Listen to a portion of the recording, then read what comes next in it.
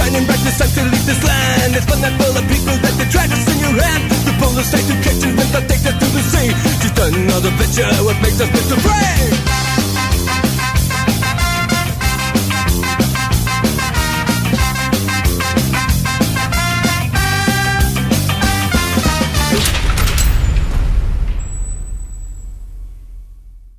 Welcome back to On the Volley, or as we like to be known, OTV. This is the second segment, okay, our third podcast, and we're rolling over from what we left off with on the second podcast, which we were talking about the ownership of clubs. But my name is Shar. My name's Matthew. My name's Keith. And welcome again. So basically we left off talking about how the Leicester City owner, Tops we call him, because I can't pronounce his name and neither can they. We gave it a go, he wasn't coming out. No, it wasn't coming out. So we just stuck with Tops, okay, as he's affectionately known. How we were impressed by how his involvement with the club, how he goes to all the games. His father, may he rest in peace, went to all the games as well. And that's what most of the clubs are looking for. Now, Keith's a Newcastle supporter. Keith, how's it with young Ashley? Maybe not so young. He's not so young, no. Mike Ashley, I mean, in 13, 14 years of his ownership, the club has gone backwards so badly. But I think one of the worst things is that we have no communication at all with the club. He's not interested though, is he? He's not interested in that. Because he fell out with the fans, didn't he? He essentially fell out with the fans. Yeah. So now he's just kind of put himself above in his ivory tower, looking down and just making his decisions. You know, he doesn't even want to be, he doesn't really want the club, he wants to sell it, you know. It's Well, he's had enough, obviously, but I mean, at the start, he was trying to be one of the lads. He was trying, I'll have a pint with the lads, and I'll wear me in Newcastle top, I'll go in the stand with the fans. And then it kind of worked at first, even though it was a bit suspicious the way he was doing it, you know what I mean?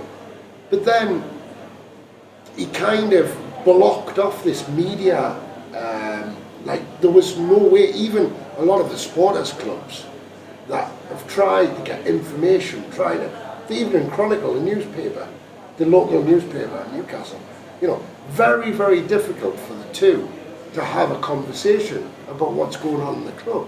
And he's just kind of blanked. He started off well, if I remember rightly. Wasn't he there when Keegan was the manager? Yes, but did he not bring Keegan in as a manager, which was one of... Which time are you talking now?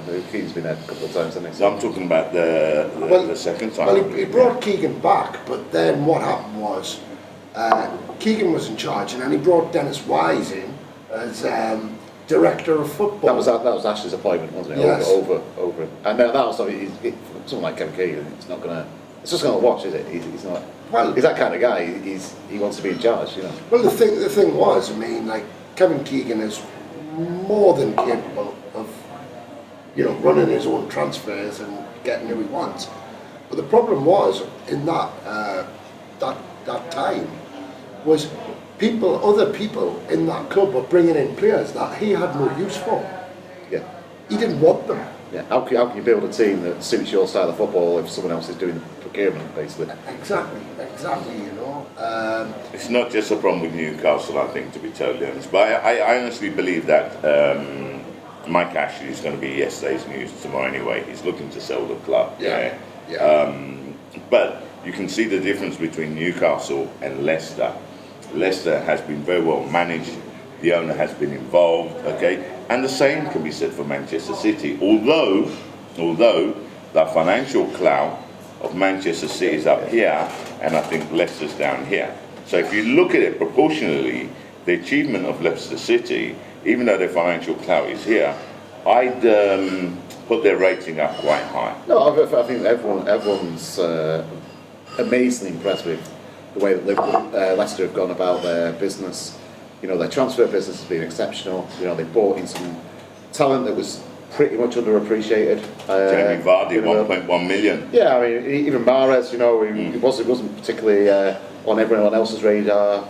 And then they let him go, you know, made a lot of money, but then they had the money for Tielemans, who obviously scored the winner on Saturday. So, you know, their business model is very different to City's. I mean, City's was basically, here's the money, go and make us a great football team. Yeah. But their investment, I must say, yeah, in terms of Manchester City, their investment in the community, in the training facilities, it's second to none in the world. Man City's new training facilities. You know, you're saying there about the community. This is something I have to say about the owner at Manchester City. Not only has he brought Manchester City to where they are now, financially, but he's also put a lot of money into the community. Exactly what he's saying. And you know that's so they built an academy. That's they jobs as well. built a huge local gym. You know, to be honest, I think he's also started a regeneration in that area of Manchester, which you know is needed. It is you know where it is in Manchester is just on the east side. Ashbury is sort of like Beswick. It is Rundown. It's where Rolls-Royce where Rolls-Royce used to be. They built the Etihad campus, and they've got the velodrome out there as well. You know, it's a great place to go now. Whereas you wouldn't want to go there in the past at all. You know, I haven't been there. But you know, if you think about it, I mean, what he got it right there, because you know, without a good community behind a football club, it doesn't work. No. You know, the working man, the working woman, families, everything, they all want to go to football. But if nobody's got any jobs, nobody's got any, do you know what I mean? He has invested a lot of money into trying to make that part of Manchester actually work outside. And that's also you know, Manchester, you know, I mean, for true Mancunis, it's like kind of a little bit of a bugbear, because actually, you know, the prices of houses have gone up in Manchester because the city is getting a lot more outside investment coming in to the city and regenerating it. Yeah, but I think you know, Sheikh Nasser has actually been a big part of that. It's been the catalyst to it, I think. Yeah, absolutely. And I agree with both of you. I think that, you know, the investment which they put in, the money which they've ploughed in, okay, has helped create jobs and regenerate the city. Okay, I believe that firmly. Now, here though, we have two different situations, and okay, you can't go and basically compare them, because the financial clout which Man City have, Mike Hussey's Newcastle, Mike Hussey's not a poor man though, is he? He's got nothing compared to what Manchester City has. Okay, right? I think the net worth of Sheikh Mansour's family is like $1 trillion. Okay, that is a net worth of his family. Okay, we're talking his family, so you know he's got money to play with. But the good thing is he loves the team. Yeah. He's invested in the community.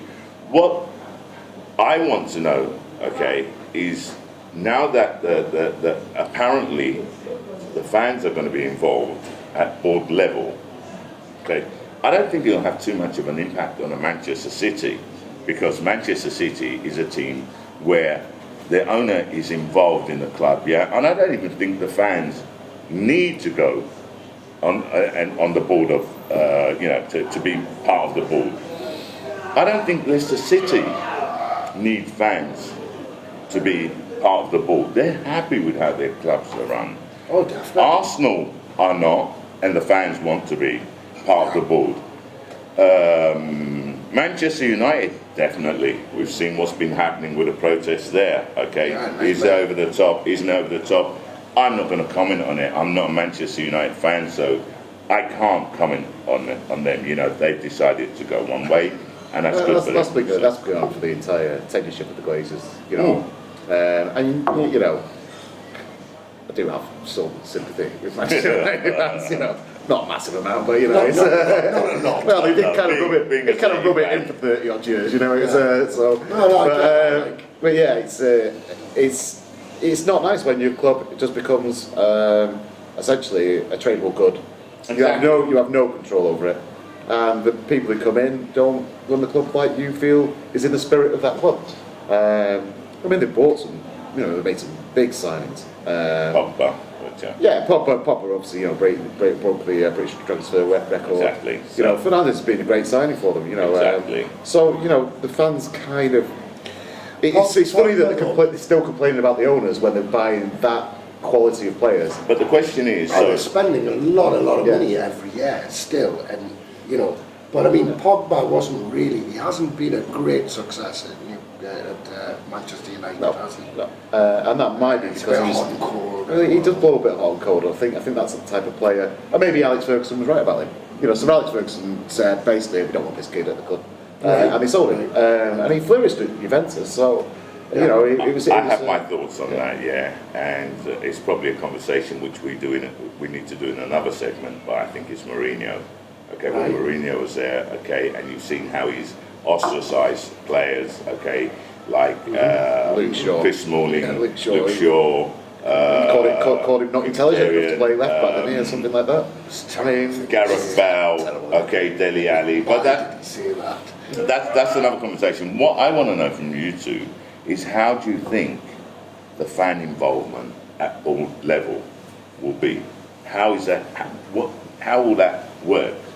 Yeah, I mean, we've seen other models, haven't we? I mean, obviously, Real Madrid and Barcelona they elect their presidents, don't they? So at least it's some sort of form of democracy involved. But they don't have a say at board level. No, they don't. Exactly. We're not talking like about fans not like at they do board in level, Germany. which is what they're talking about now. 51% ownership, I think, in Germany, isn't it? Where you've got 51% of the club is owned by the fans. Exactly. So essentially, they have the final say on what. Which is a great format, to be fair, but I really can't see overnight. No. We're hearing now that a lot of the owners are saying, we want, a part of the fan base to be on the board to help, to help try and make decisions. But at the end of the day, that's going to take a long time for any kind of real input from a supporters.